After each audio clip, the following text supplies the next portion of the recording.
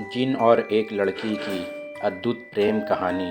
शहनाज नाम की एक लड़की थी। वो बहुत ही भोली भाली लड़की थी, अपने घर की प्यारी, जिसे उसके अब्बू और अम्मी जान ने बड़े नाज से पाला था। वो अपने घर की अकेली संतान थी। उसकी हर फरमाइश उसके अब्बू और अम्मी पूरा किया करते थे। वह बहुत ही चंचल स्वभाव की लड़की थी, बहुत ही खूबसूरत थी। ऐसा लगता था जैसे अल्लाह ने बड़े प्यार से तराशा हो उसे। बचपन में ही वो खेलने के लिए गांव के पास वाले कब्रिस्तान के तरफ जाया करती थी। वहाँ एक जिन रहता था। वो जिन उसे बार बार देखा करता था। उसके ऊपर जिन का दिल आ गया। उस दिन जिन ने शहनाज का पूरा जीवन देख लिया कि आगे उसकी क्या स्थिति रहेगी। जिन को शहनाज बहुत ही पसंद आई और वो जिन शहनाज के ऊपर अंग पर सवार हो गया और हमेशा शहनाज के साथ ही रहा करता था। एक दिन शहनाज एक बागीचे में खेलने के लिए गई। वहाँ इमली के लिए कई लड़कियों के साथ चली गई और इमली बीनकर सारी लड़कियाँ वापस आ गई और शहनाज उधर ही रह गई। वहाँ से जब वह शहनाज वापस आई तो एक लड़की ने उसे पूछा, शहनाज तू किधर रह गई थी?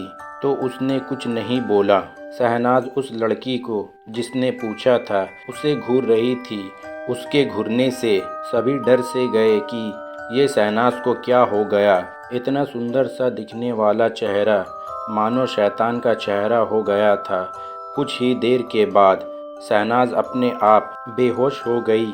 उस पर पानी छिड़का गया और जब वो होश में आई तो उसे हकीम के पास लेकर गए। हकीम ने कुछ दवा दी। हकीम की दवा का कोई असर शहनाज पर नहीं हुआ और शहनाज फिर से बेहोश होने लगी। शहनाज को लेकर उसके अब्बू एक मुर्शिद के पास गए। उन्होंने मुर्शिद को सारा हाल सुनाया और मुर्शिद ने देखा कि शहनाज के कोमल अंग पर कोई जिन बैठा है। मुर्शिद ने अल्लाह से दुआ की और एक तावीज़ दिया शहनाज के लिए। शहनाज को थोड़ा आराम तो हुआ पर बार बार उसकी तबीयत ख़राब होती रही। अब्बू और अम्मी ने शहनाज को कब्रिस्तान और बागीचे के तरफ जाने के लिए मना किया और शहनाज ने बागीचे के तरफ जाना छोड़ दिया। पर वो जिन अभी भी शहनाज के ऊपर था। वो जिन शहनाज की खूबसूरती पर दिलो जान से फ़िदा था। वो उसे छोड़ना नहीं चाहता था। काफ़ी समय बीत गया। शहनाज की उम्र निकाह की हो गई। अब्बू ने शहनाज के लिए काफ़ी मुशक्क़तों के बाद एक अच्छा रिश्ता देखा और निकाह का फ़ैसला किया। निकाह के समय शहनाज से पूछा गया, निकाह कबूल है?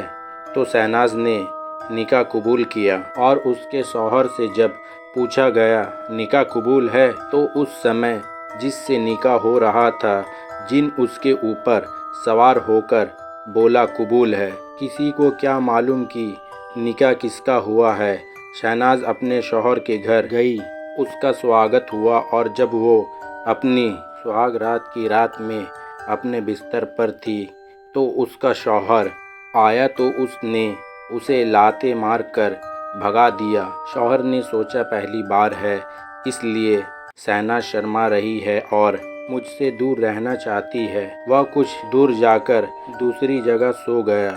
अब क्या था, जिन शहनाज के साथ सुहाग रात मना रहा था। शौहर बेचारा दूसरी जगह नींद में सो रहा था। शहनाज के ऊपर जिन ने ही सवार होकर शहनाज के जरिए उसके शौहर को लात मार के भगाया था। बेचारे शौहर को क्या पता ऐसा कई बार हुआ। बेचारा शौहर लाचार था। वो अपनी लाचारी किसी को भी नहीं बता पा रहा था। एक दिन शहनाज शौच के लिए गई और शौचालय में काफ़ी देर हो गई तो घर वालों को कुछ समझ नहीं आया तो उन्होंने शौचालय का दरवाज़ा तोड़ा तो शहनाज अंदर बेहोश मिली। उसने शौच भी नहीं किया था। असल में वहाँ जिन उसके साथ संबंध बना रहा था। ऐसा कई बार हुआ तो उन्होंने एक तांत्रिक को बुलाया और शहनाज को दिखाया तो तांत्रिक ने जिन को पहचान लिया, पर वो तांत्रिक उस जिन का कुछ न कर सका। घर वाले बहुत परेशान हो गए थे।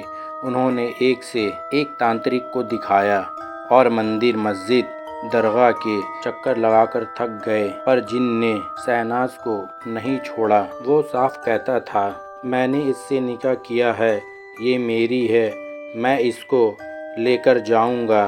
सभी घर वाले परेशान थे, पर किसी की नहीं चली।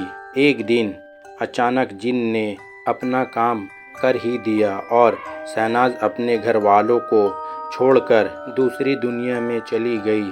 घर वालों के लिए शहनाज एक सपना बनकर रह गई। दोस्तों, अगर आपको ये कहानी अच्छी लगी तो प्लीज़ मेरे चैनल को सब्सक्राइब करें और वीडियो को लाइक करें। इसी तरह की कहानी हम आपके लिए लाते हैं।